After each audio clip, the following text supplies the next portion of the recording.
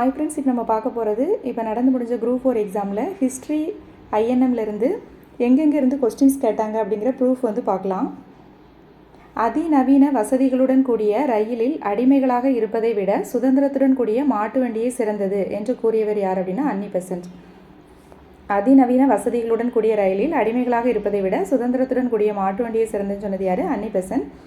இது எதில் இருக்குது அப்படின்னா அலகு 9 தமிழ்நாட்டில் விடுதலை போராட்டம் அப்படிங்கிற லெசனில், அதாவது 10th ஸ்டாண்டர்டில் இருக்குது. பேஜ் நம்பர் 117 வந்து இந்த லெசனில் வந்து இந்த லைன் வந்து இருக்குது.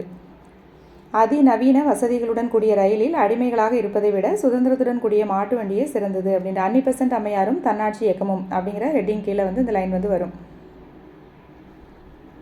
அடுத்தது, பின்வருவனவற்றை அவற்றின் சரியான பதிலுடன் பொருத்தவும்.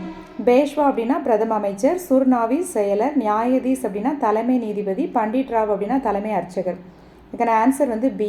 இது எதில் இருக்குது அப்படின்னா 7th ஸ்டாண்டர்டில் அலகு 3 மராத்தியர்கள் மற்றும் பேஷ்வாக்களின் எழுச்சி அப்படிங்கிற லெசனில் பேஜ் நம்பர் 150 வந்து இது இருக்குது.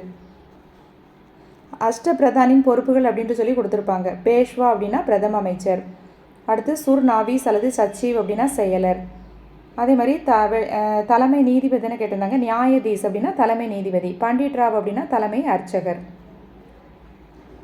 கீழ்கண்டவற்றுள் எது குப்தர் காலத்து குடைவரை கோவில் இல்லை அப்படின்னு கேட்டிருக்காங்க. உதயகிரி ஒடிசா, அஜந்தா எல்லோரா குகை மகாராஷ்டிரா, பாக் குகை வந்து மத்திய பிரதேசம். இது எல்லாமே பார்த்தோன்னா குப்தர் காலத்து குடைவரை கோவில். எலிபெண்டா குகை அப்படிங்கிறது வந்து ராஷ்டிரகூடர்கள் காலத்து இது, அதனால் இது வந்து தவறு. எலிபெண்டா குகை மகாராஷ்டிரம் அப்படிங்கிறது ஆன்சர் வந்து எது இல்லைன்னு தானே கேட்டிருக்காங்க. உதயகிரி, அஜந்தா எல்லோரா, பாக் இந்த மூணுமே வந்து குப்தர் காலத்து குடைவரை கோவில்கள். அதுக்கான ப்ரூஃப் எங்கே இருக்குது அப்படின்னா அலகு 7 குப்தர்கள் 11th ஸ்டாண்டர்ட் ஹிஸ்ட்ரியில் பேஜ் நம்பர் 109 வந்து இந்த லைன் வந்து கொடுத்துருப்பாங்க. அஜந்தா எல்லோரா மகாராஷ்டிரம், பாக் வந்து மத்திய பிரதேசம் ஆகிய இடங்களிலும் காணப்படுகின்றன. அதேமாதிரி உதயகிரி அப்படிங்கிறது ஒடிசா இவ்வகையை சார்ந்தது அப்படிங்கிறது குப்தர் அப்படிங்கிற லெசனில் இந்த லைன் வந்து இருக்கும். தேவதாசி ஒழிப்பு சட்டம் கொண்டு வர டாக்டர் முத்துலட்சுமி அம்மையாருக்கு ஆணிவேராக இருந்த பெண் சீர்திருத்தவாதி யார் அப்படின்னா மூவலூர் ராமாமிர்தம் அம்மையார். இது எங்கே இருக்குது அப்படின்னா 10th ஸ்டாண்டர்ட் சோசியல் சயின்ஸில் ஓல்டு புக்கில் பேஜ் நம்பர் 115 தமிழ்நாட்டில் சமுதாய மாற்றங்கள் அப்படிங்கிற ஒரு லெசன் இருக்கும். 14வது லெசன் ஓல்டு புக்கில் 10th ஓல்டு புக்கில். அதில் மூவலூர் ராமாமிர்தம் அம்மையார் அப்படிங்கிற ஹெட்டிங்குக்கு கீழே இந்த லைன் வந்து வரும்.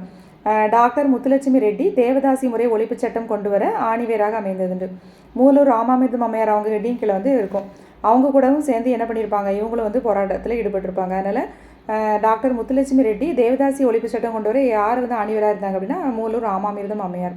கொஸ்டின் நமக்கு என்ன கேட்டிருக்காங்க, தேவதாசி முறை ஒழிப்பு சட்டம் கொண்டு வர முத்துலட்சுமி அம்மையாருக்கு ஆணிவேராக இருந்த பெண் சீர்திருத்தவாதி யார் அப்படின்னா மூவலூர் ராமாமிர்தம் அம்மையார். அது அந்த மூவலூர் ராமாமிர்தம் அம்மையார் ஹெட்டிங் கீழே வந்து கொடுத்துருக்காங்க. யார் வந்து ஆணிவேராக முத்துலட்சுமி ரெட்டிக்கு தேவதாசி ஒழிப்பு சட்டம் கொண்டு வர ஆணிவேராக அமைந்தது அப்படிங்கிற லைனே வந்து அதில் இருக்குது. புரட்சிகர நடவடிக்கைகளுக்காக ராம் பிரசாத் பிஸ்மில் மற்றும் அஸ்பகுல்லா கானும் கைது செய்யப்பட்டு சிறை தண்டனை விதிக்கப்பட்டது. என்ன வழக்கு அப்படின்னா ககோரி சதி வழக்கு. இது வந்து ரயிலில் வந்து கொள்ளை நடக்கும், அந்த வழக்கு தான் இது. இது எதில் இருக்குது அப்படின்னா 10th சோசியல் சயின்ஸ் புக்கில் பேஜ் நம்பர் 103 அலகு 8 புது புக்கு தேசியம் காந்திய காலகட்டம் அப்படிங்கிற லெசனில் வந்து கொடுத்துருப்பாங்க. 1925 ராம் பிரசாத் பிஸ்மில், அஸ்பகுல்லா கான் மற்றும் பலர் லக்னோ அருகே கக்கோரி அப்படிங்கிற கிராமத்தில் அரசு பணத்தை கொண்டு சென்ற ஒரு ரயில் வண்டியினை நிறுத்தி கொள்ளையடித்தனர். அவர்கள் கக்கோரி சதி வழக்கில் கைது செய்யப்பட்டு, ஏன்னா ககோரிங்கிற கிராமத்தில் வந்து அந்த கொள்ளை நடந்திருக்கு, அதனால தான் இது வந்து ககோரி சதி வழக்குன்னு சொல்கிறாங்க. அதில் கைது செய்யப்பட்டு விசாரிக்கப்படுவாங்க. அவர்களில் 4 பேருக்கும் மரண தண்டனை, மற்றவர்களுக்கு வந்து சிறை தண்டனை வந்து விதிக்கப்பட்டிருக்கும். இதுதான் ககோரி சதி வழக்கு. ககோரி அப்படிங்கிறது ஒரு கிராமம், அங்கே நடந்த கொள்ளை சம்பவம் அப்படிங்கிறதுனால இதை ககோரி சதி வழக்கு அப்படின்னு சொல்கிறாங்க. நம்ம கேட்க கொஸ்டின் என்ன அப்படின்னா ககோரியில் வந்து ராம் பிரசாத் பிஸ்மில் மற்றும் அஸ்பகுல்லா கானும் கைது செய்யப்பட்டு சிறை தண்டனை விதிக்கப்பட்டது. என்ன வழக்கில் அப்படின்னா ககோரி சதி வழக்கில். ஹராப்பர்களால் அறியப்படாத விலங்கு எது அப்படின்னா குதிரை. இது வந்து சிந்துவெளி நாகரிகம் படத்தில் இருக்கும். 6th டேர்ம் 1 சோசியல் பேஜ் 141 வந்து கொடுத்துருப்பாங்க. சிந்துவெளி நாகரிகம். சிந்துவெளி மக்கள் இரும்பு மற்றும் குதிரையை அறிந்திருக்கவில்லை அப்படின்னு கொடுத்துருப்பாங்க. அவங்களுக்கு தெரியாதது எது அப்படின்னா இரும்பும் குதிரையும். ரோம் நாட்டை சேர்ந்த மூத்த பிளினி தன்னுடைய இயற்கை வரலாறு என்ற நூலில் எதை வந்து முதல் பேரங்காடி அப்படின்னு குறிப்பிட்டிருப்பார் அப்படின்னா முசிறியை வந்து முதல் பேரங்காடி அப்படின்னு சொல்லியிருப்பார். இது எதில் இருக்குது அப்படின்னா 6th மூன்றாம் பருவத்தில் சோசியல் சயின்ஸில் பண்டைய கால தமிழகத்தில் சமூகமும் பண்பாடும் சங்க காலம் அப்படிங்கிற லெசனில் பேஜ் 104 வந்து இருக்குது. முசிறி முதல் பேரங்காடி. ரோம் நாட்டைச் சேர்ந்த மூத்த பிளினி தன்னுடைய இயற்கை வரலாறு என்ற நூலில் முசிறியை இந்தியாவின் முதல் பேரங்காடி என்று குறிப்பிட்டுள்ளார் அப்படின்ட்டு அந்த லைன் வந்து இருக்குது. அடுத்து 1891 அயோத்திதாசரால் நிறுவப்பட்ட திராவிட மகாஜன சபையின் முதல் மாநாடு எங்கு நடைபெற்றது அப்படின்னா நீலகிரியில் வந்து நடைபெற்றது. இது எதில் இருக்குது அப்படின்னா 10th சோசியல் சயின்ஸில் 19ஆம் நூற்றாண்டில் சமூக சமய சீர்திருத்த இயக்கங்கள் அப்படிங்கிற லெசனில் பேஜ் 65 வந்து கொடுத்துருக்காங்க. அயோத்திதாச பண்டிதரை பற்றி கொடுத்துருப்பாங்க. அதில் அந்த லைன் வந்து இருக்குது. திராவிட மகாஜன சபை என்ற அமைப்பை எப்போ நிறுவியிருப்பார்னா 1891 நிறுவிய அவர் அந்த அமைப்பின் முதல் மாநாட்டை எங்கே நடத்தினாரா? நீலகிரியில் நடத்தினார் அப்படின்னு வந்து கொடுத்துருக்குறாங்க. தான் பெற்ற வெற்றிகளை நினைவு கூறும் வகையில் தன்னுடைய நாணயங்களில் தன்னுடைய பெயரை வந்து என்னென்று பொறிச்சிருப்பார் அப்படின்னா 2ஆம் அலெக்சாண்டர். யார் அப்படின்னா பாமன் ஷா. பாமன் ஷா அப்படிங்கிறவர் யார் அப்படின்னா அதான் அலாவுதீன் ஹசன் பாமன் ஷா. அவருடைய முழு பெயர் வந்து அலாவுதீன் ஹசன் பாமன் ஷா. அவர் வந்து என்ன பண்ணியிருப்பார்? தன்னுடைய பெயரை வந்து 2ஆம் அலெக்சாண்டர் அப்படின்னு பொறிச்சிருப்பார். இது எதில் இருக்குது அப்படின்னா மேல்நிலை முதலாம் ஆண்டு, அதாவது 11th ஹிஸ்ட்ரி புக்கில் பாடம் 12ல் பாமினி மற்றும் விஜயநகர அரசுகள். நமக்கு இது குரூப் 4 சிலபஸில் இல்லை, ஆனால் 2 கொஷின் கேட்டாங்க. அதனால் நம்ம இந்த பாமினி விஜயநகர அரசுகளுமே வந்து அடுத்த குரூப் 2க்குலாம் வந்து படிச்சுக்கணும். பேஜ் நம்பர் 193 வந்து கொடுத்துருக்காங்க. அலாவுதீன் ஹசன் பாமன் ஷா அப்படிங்கிற தலைப்புக்கு கீழே வந்து அது வரும். இவர் தான் பெற்ற வெற்றிகளை நினைவு கூறும் வகையில் தன்னுடைய நாணயங்களில் தன்னுடைய பெயரை 2ஆம் அலெக்சாண்டர் என்று பொறித்து கொண்டார். பாமன் ஷா, அலாவுதீன் ஹசன் பாமன் ஷா. நான் ஏன் நாத்திகனாக இருக்கிறேன் என்ற புத்தகத்தின் ஆசிரியர் யார் அப்படின்னா பகத்சிங். இது எங்கே இருக்குது அப்படின்னா 12th ஸ்டாண்டர்ட் ஹிஸ்ட்ரியில் ஏகாதிபத்தியத்திற்கு எதிரான போராட்டங்களில் புரட்சிகர தேசியவாதத்தின் காலம் அழகு 5 கொடுத்துருப்பாங்க. இந்த லெசனில் பேஜ் நம்பர் 72 கொடுத்துருப்பாங்க. பகத்சிங் கீழவே கொடுத்துருப்பாங்க. அவர் வந்து ஒரு இது மாதிரி சொல்லியிருப்பார். அது வந்து இந்த புக்கிலேருந்து இருக்குது அப்படின்னு சொல்லியிருப்பாங்க. நான் படிக்க ஆரம்பித்தேன். என்னுடைய முந்தைய நம்பிக்கைகளும் தீர்மானங்களும் ஒரு குறிப்பிட்ட அளவில் மாற்றத்துக்கு உள்ளானது அப்படின்ட்டு ஒரு இது கொடுத்துருப்பாங்க. அது எதில் இருக்குது அப்படின்னு சொல்லி கொடுத்துருப்பாங்க. பகத்சிங்கின் நான் ஏன் நாத்திகனானேன் என்ற நூலிலிருந்து இதை சொன்னார் அப்படின்னு சொல்லி அதை கொடுத்துருப்பாங்க. பகத்சிங்கும் கல்பனா தத்தும் சொல்லி ஒரு டாபிக் கீழே வந்து இந்த லைன் வந்து வரும். பகத்சிங்கின் நான் ஏன் நாத்திகனானேன் அப்படிங்கிற நூலிலிருந்து அப்படின்ட்டு. இந்தியாவின் வறுமையும் பிரிட்டிஷ் தன்மையற்ற ஆட்சியும் என்ற நூலின் ஆசிரியர் யார் அப்படின்னா தாதாபாய் நவ்ரோஜி. இது எதில் இருக்குது அப்படின்னா 12th ஹிஸ்ட்ரி புக்கில் தான். அழகு 1 இந்தியாவின் தேசியத்தின் எழுச்சி ஃபஸ்ட் லெசன்லேயே இருக்குது. நவ்ரோஜியும் அவர் முன்வைத்த சுரண்டல் கோட்பாடும் அப்படிங்கிற ஹெட்டிங் கீழவே இதில் கொடுத்துருப்பாங்க. அவர் எழுதிய இந்தியாவில் வறுமையும் பிரிட்டிஷ் தன்மையற்ற ஆட்சியும் poverty and unBritish rule in India இது எப்போ எழுதியிருப்பாருன்னா 1901 அப்படிங்கிற புத்தகம் தான் இந்திய விடுதலை போராட்டத்துக்கு அவர் செய்த முக்கிய பங்களிப்பாகும் அப்படின்னு கொடுத்துருப்பாங்க. 12th ஹிஸ்ட்ரியில் ஃபஸ்ட் லெசன் பேஜ் நம்பர் வந்து 13 வந்து இருக்குது. தன்னலமற்ற சேவைக்காக ராவ் சாஹிப், ராவ் பகதூர், திவான் பகதூர் ஆகிய பட்டங்களை பெற்றவர் யார் அப்படின்னா இரட்டைமலை சீனிவாசன். இது எதில் கொடுத்துருக்காங்க அப்படின்னா அழகு 10 10th சோஷியல் புக்கில் அழகு 10ல் தமிழ்நாட்டின் சமூக மாற்றங்கள் அப்படிங்கிற தலைப்பில் அந்த பாடத்தில் பேஜ் நம்பர் வந்து 130ல் இரட்டைமலை சீனிவாசன் அப்படிங்கிற ஹெட்டிங் கீழே இருக்கும். அவருடைய தன்னலமற்ற சேவைக்காக ராவ் சாஹிப், ராவ் பகதூர், திவான் பகதூர் ஆகிய பட்டங்களை பெற்று அவர் சிறப்பு செய்யப்பட்டார் அப்படின்னு கொடுத்துருப்பாங்க. அடுத்து பின்வரும் கூற்றுகளில் தீரன் சின்னமலையை பற்றிய சரியான கூற்று எதுன்னு கேட்டிருக்காங்க. தீரன் சின்னமலை ஆங்கில கிழக்கிந்திய கம்பெனியினை எதிர்த்து போரிட்ட ஒரு கொங்கு நாட்டு பாளையக்காரர். இது கரெக்டு. இவர் பிரெஞ்சுக்காரர்களாலும் திப்புவாலும் பயிற்சி அளிக்கப்பட்ட பாளையக்காரர் அப்படின்னு சொல்லியிருக்காங்க. அப்புறம் பார்த்தோன்னா 1800 இருந்து அவர் தூக்கிலிடப்பட்ட 1805 ஜூலை 31 வரை பிரெஞ்சுக்காரர்களுக்கு எதிராக போராடினார் சொல்லியிருக்காங்க. இது தவறு.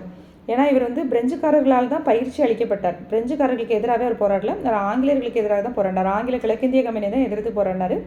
அதனால இது வந்து தவறு. இல்லை இவர் பிரெஞ்சுக்காரர்களாலும் திப்புவாலும் பயிற்சி அளிக்கப்பட்ட பாளையக்காரர் அப்படின்னு சொல்லியிருக்காங்க. இவர் வந்து திப்புவால் பயிற்சி அளிக்கப்பட்டது அப்படிங்கிறது புக்கில் எந்த இடத்துல சரியாக இருக்குன்னு தெரியல. ஆனால் பிரெஞ்சுக்காரர்களால் பயிற்சி அளிக்கப்பட்டார் அது இருக்குது. அதனால் இது வந்து செகண்ட் வந்து சரியாக தப்பாங்கிறது தெரியல. அது டிஎன்பிசி கீ வரட்டும். நமக்கு புக்கில் என்ன கொடுத்துருக்காங்க அப்படின்னா அழகு 6 ஆங்கில ஆட்சிக்கு எதிராக தமிழகத்தில் நிகழ்ந்த தொடக்ககால கிளர்ச்சிகள் அப்படிங்கிற 10th சோசியலில் page number 74ல் Dheeran Chinnamalai பற்றி கொடுத்துருப்பாங்கல்ல. திப்புவின் இறப்பிற்கு பிறகு ஒரு கோட்டையினை எழுப்பிய தீரன் சின்னமலை அவ்விடத்தை விட்டு வெளியேறாமல் அங்கே ஆங்கிலேயரை எதிர்த்து போராடினார் அப்படின்னு இருக்குது. அப்புறம் பார்த்தோன்னா 1805 ஜூலை 31 அன்று சங்ககிரி கோட்டையின் உச்சியில் வந்து அவரை வந்து என்ன பண்ணிட்டாங்க, ஆங்கிலேயர்கள் வந்து தூக்கிலிட்டாங்க அப்படிங்கிறது இருக்குது. ஆனால் வந்து பிரெஞ்சுக்காரர்களால் இது வந்து இன்னொரு புக்லேயும் இருக்குதுன்னு நினைக்கிறேன். 11th ஒரு பாடம் வரும் அந்த திப்பு, அந்த லெசனில் கூட வரலாம், அது தெரியல. ஆனால் பிரெஞ்சுக்காரர்களாலும் திப்புவாலும் பயிற்சி அளிக்கப்பட்டாரா அப்படிங்கிறது வந்து தெரியல. இது யாராவது தெரிஞ்சால் கமெண்ட்ஸில் சொல்லுங்கள். தொழிலாளன் என்ற தமிழ் பத்திரிகையினை வெளியிட்டவர் யார் அப்படின்னா மா சிங்காரவேலர். இது எங்கே இருக்குது அப்படின்னா அலகு 10 10th ஸ்டாண்டர்டில் தமிழ்நாட்டின் சமூக மாற்றங்கள் அப்படிங்கிற லெசனில் பேஜ் நம்பர் 131 வந்து இருக்குது. சிங்காரவேலர் தலைப்புக்கு கீழே வந்து இருக்குது. தொழிலாளி வர்க்கத்தின் பிரச்சனைகளை வெளிப்படுத்துவதற்காக தொழிலாளன் அப்படிங்கிற பத்திரிகையினை வந்து இவர் வெளியிட்டார் அப்படின்னு சொல்லி இருக்குது. விஜயநகர பேரரசில் அறிமுகமான தங்க நாணயம் தான் பகோடா அப்படின்னு அழைக்கப்பட்டது. இது எதில் இருக்குது அப்படின்னா 11th ஹிஸ்ட்ரியில் பேஜ் நம்பர் 311 அலகு 18 ஆங்கில ஆட்சிக்கு தொடக்க கால எதிர்ப்புகள் அப்படின்னு ஒரு லெசன் இருக்குது. அந்த லெசனில் வந்து விஜயநகரத்தில் அறிமுகமான தங்க நாணயம் பகோடா எனப்பட்டது அப்படிங்கிற ஒரு பாக்ஸில் வந்து கொடுத்துருப்பாங்க. அதில் கொடுத்துருப்பாங்க விஜயநகரத்தில் அறிமுகமான தங்க நாணயம் தான் பகோடா. அப்போ இது என்ன நாணயம் அப்படின்னா தங்க நாணயம். கீழ்கண்ட கூற்றுகளில் வஉசியை பற்றிய சரியான வாக்கியங்கள் எது? கோபாலகிருஷ்ண கோகலையின் சீடன் சொல்லியிருக்காங்க, அது தவறு. செக்கிழுத்த செம்மல் கரெக்டு. இந்திய பணியாளர் சங்கத்தை தோற்றுவித்தாருங்கிறது தவறு. வழக்கறிஞர் இது வந்து கரெக்டு. அப்போ எதெல்லாம் கரெக்ட் அப்படின்னா 2, 4 மட்டும் கரெக்டு. 1, 3 வந்து தவறு. இது வந்து பார்த்தோன்னா 10th ஓல்டு சோஷியல் புக்கில் பேஜ் 101 வந்து 13வது லெசன் இந்திய விடுதலை இயக்கத்தில் தமிழ்நாட்டின் பங்கு அப்படிங்கிற லெசனில் செக்கிழுத்த செம்மல் அப்படிங்கிறது இருக்கும். அதே மாதிரி பார்த்தோன்னா திருநெல்வேலியில் வழக்கறிஞராக தனது வாழ்க்கையினை தொடங்கினான் இருக்கும். அதே மாதிரி ஒரு வியாபார சங்கம் மற்றும் தொழிலாளர்கள் அமைப்பினை வந்து ஊக்குவித்தார் அப்படின்ட்டு கொடுத்துருப்பாங்க. அசோகர் கல்வெட்டில் குறிப்பிடும் சத்தியபுத்திரர் அப்படிங்கிறது யார் அப்படின்னா அதியமான். இது எங்கே இருக்குது அப்படின்னா தென்னிந்தியாவில் சமுதாய உருவாக்கம் அப்படின்ட்டு 11th ஹிஸ்ட்ரியில் பேஜ் நம்பர் 78 அலகு 5 இந்த லெசனில் வந்து கொடுத்துருக்காங்க. அசோகர் கல்வெட்டுகளில் சத்தியபுத்திரா என்று குறிப்பிடப்பட்டுள்ள அதியமான் நாளடைவில் வலிமை குன்றியதால் சேர சோழ பாண்டிய வேந்தர்களைப் போல அரசன் என்ற நிலையினை அடைய இயலவில்லை அப்படின்னு கொடுத்துருப்பாங்க. அப்போ அசோகர் கல்வெட்டில் சத்தியபுத்திரான் சொன்னது யார் அப்படின்னா அதியமான் அப்படிங்கிறது இந்த லெசனில் வந்து இருக்குது. எங்கே இருக்குன்னா தென்னிந்தியாவில் சமுதாய உருவாக்கம் 11th ஹிஸ்ட்ரி பேஜ் 78.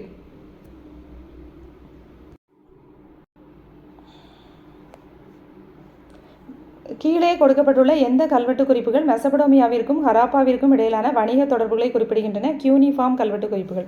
இது வந்து 9th சோசியல் சயின்ஸ் புக்கில் பண்டைய நாகரிகங்கள் அப்படிங்கிற லெசனில் கூட கொடுத்துருப்பாங்க. கியூனிஃபார்ம் எழுத்தாளன ஆவணம் அப்படின்னு. சுமேரிய எழுத்து முறையை தான் என்னென்னு சொல்லுவாங்கன்னா கியூனிஃபார்ம் அப்படின்னு சொல்லுவாங்க.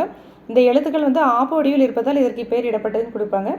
இந்த எழுத்துக்கள் பார்த்தோன்னா வணிக பரிமாற்றங்களுக்கும் கடிதங்கள் கதைகள் எழுதுவதற்கும் இந்த எழுத்து முறையினை சுமேரியர்கள் வந்து பயன்படுத்தினாங்க. இந்த கியூனிஃபார்ம் அப்படிங்கிறது வந்து கொடுத்துருப்பாங்க. இது எதுக்கு யூஸ் ஆகுதுன்னு சொல்லியிருக்காங்க? வணிக பரிமாற்றத்துக்கு யூஸ் ஆகுதுன்னு சொல்லியிருக்காங்க. கொஸ்டின் வந்து நமக்கு கீழே கொடுக்கப்பட்டுள்ள எந்த கல்வெட்டு குறிப்புகள் மெசபடோமியாவிற்கும் ஹராப்பாவிற்கும் இடையிலான வணிக தொடர்புகளை குறிப்பிடுகின்றன சொன்னேன்னா கியூனிஃபார்ம் கல்வெட்டு குறிப்புகள். இது வந்து 6th புக்லேயுமே இந்த லைன் வந்து கொடுத்துருப்பாங்க. கியூனிஃபார்ம் கல்வெட்டு குறிப்புகள் வந்து மெசபடோமியாவிற்கும் ஹராப்பாவிற்கும் இடையிலான வணிக தொடர்புகளை குறிப்பிடுகின்றன அப்படிங்கிறது 6th புக்கில் கூட இருக்கும்.